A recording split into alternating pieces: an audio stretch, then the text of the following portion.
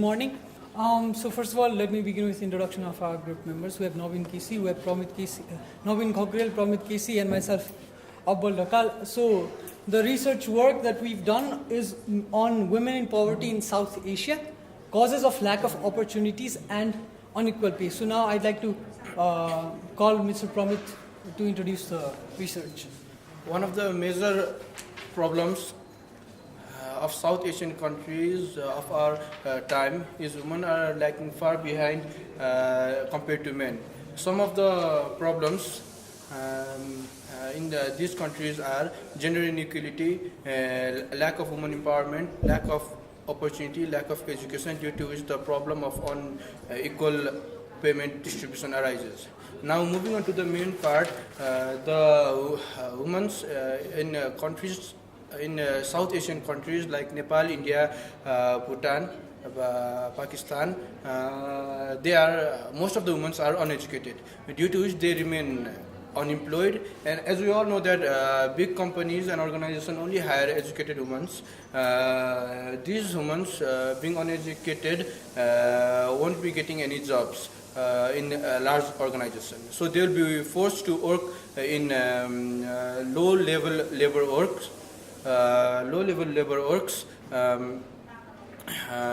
Even in this low-level labor work, these women will be paid less than the men, because according to our society belief, men are physically active and stronger than women.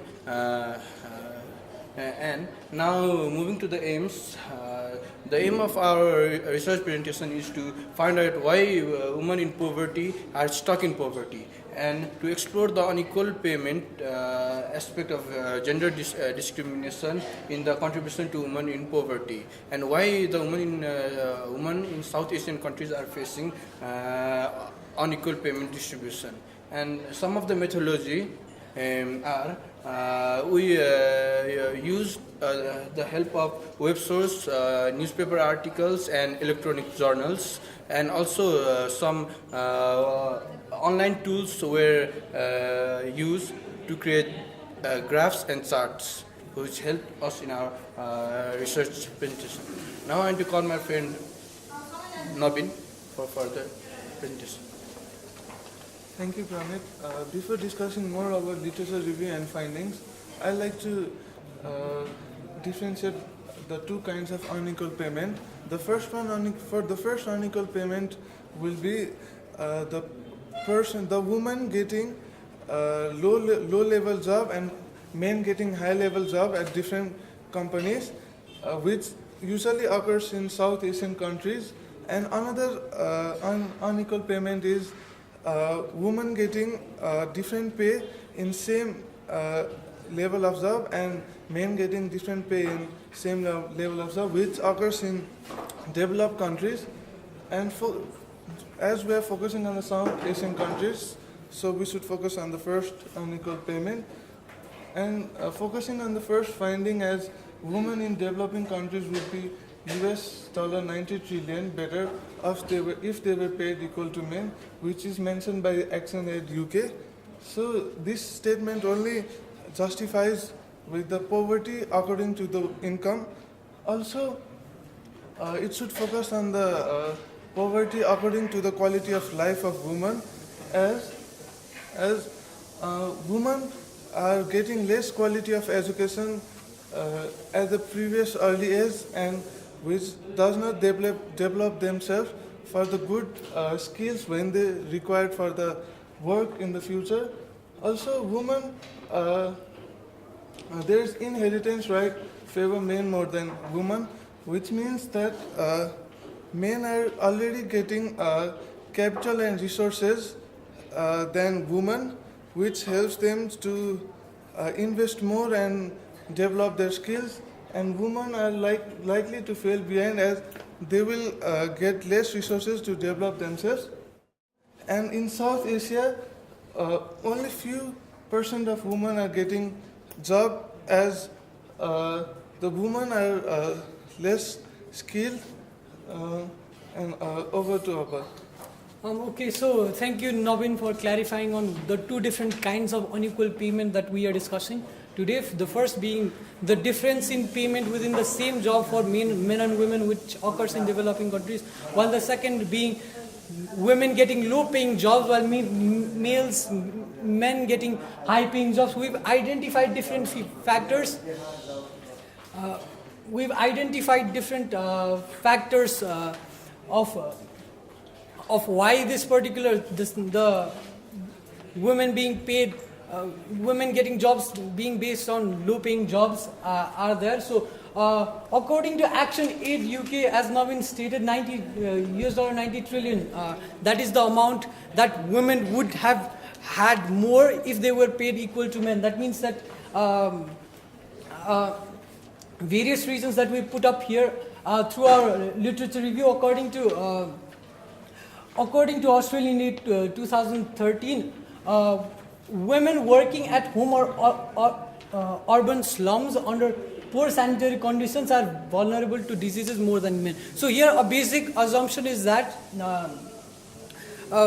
poverty lies in the slums. Slums display the life of poverty, and women there face extremely harsh conditions in terms of the sanitary conditions. We've established that since 40% of the global workforce are women, that means that 60% are men, which also clearly distinguishes the difference between men and women in jobs. More women staying at home means that they will have to do all the cleaning and sanitary works. And if we are to look at the condition of slums and the sanitary conditions, definitely they will have to do the jobs of cleaning the toilets, cleaning the sewers, cleaning the houses and everything, which makes them more vulnerable to diseases. Now, how does this link with unequal payment?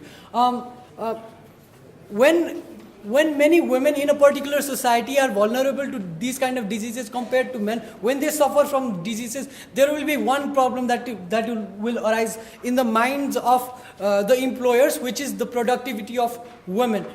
Women will be more often sick. They will more often not be able to give their time because of their sickness. And also another factor, during pregnancy, while taking care of children, women are unable to make flexible time schedule while also working in a job that pays well.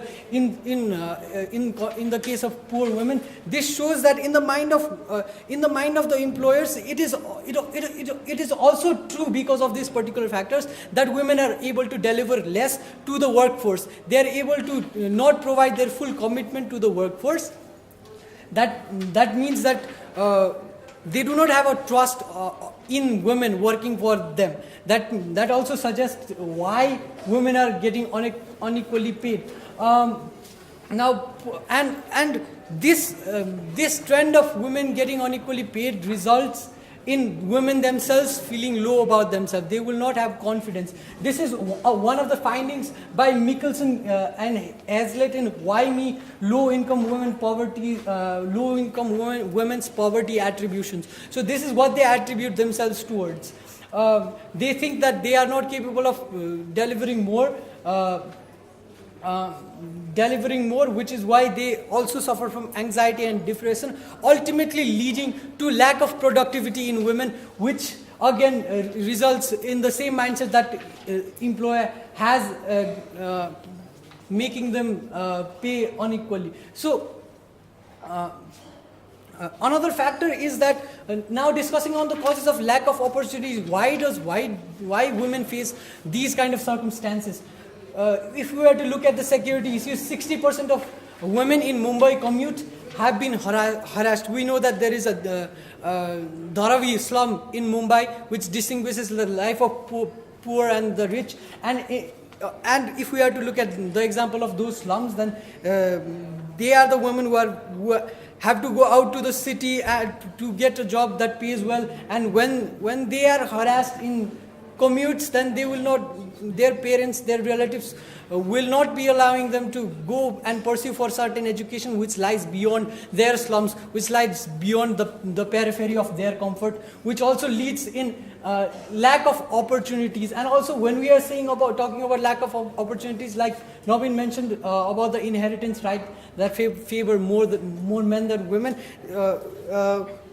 parental properties in South Asia is directly go to men. That means that they will have more female will have less capital and less resources to rise themselves out of poverty compared to men, which is why women are more vulnerable to poverty, which is why women are stuck in poverty, and even those women who are not poor are vulnerable to poverty because of these laws, these factors and these reasons. So on the conclusion of our research on exploring the reasons for South Asian women's vulnerability to poverty, we found out that unequal pay is only one of the consequences of the circumstances that these women face, all these circumstances that we mentioned. With no proper access to proper education and training, these women are also vulnerable to diseases. Even the laws about property and inheritance stack up the odds against them to push them into poverty, keep them in poverty, and make them vulnerable in poverty in South Asia in particular. Thank you very much.